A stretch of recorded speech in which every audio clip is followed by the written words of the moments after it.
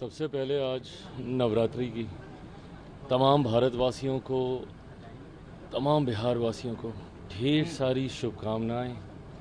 माता रानी के ये दिन हैं, उनकी आराधना में इन दिनों को हम बिताते हैं और ये कामना करते हैं कि उनकी कृपा, उनका आशीर्वाद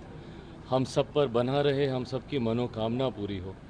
पर मैं इतना ज़रूर कहूँगा कि माता रानी के आशीर्वाद से एक मनोकामना हमारे प्रधानमंत्री आदरणीय नरेंद्र मोदी जी ने सभी देशवासियों की पूरी की है। वो जिस तरीके से महंगाई की मार थी,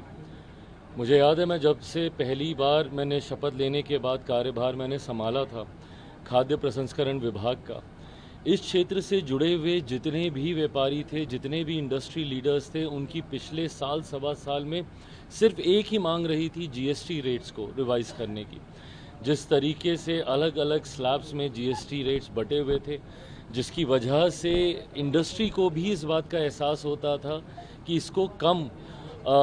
टैक्स के दायरे में लाया जा सकता है।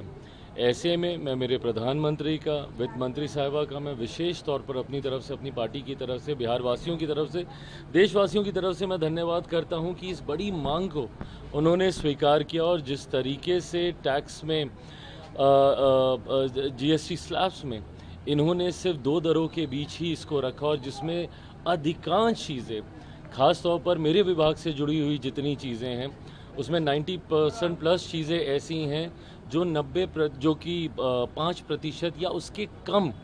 0% के दायरे में आई हैं। मुझे लगता है ये कंज्यूमर्स को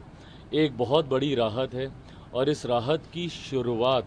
नवरात्रि के पहले दिन हुई है। इससे और खूबसूरत लम्हा और हो नहीं सकता।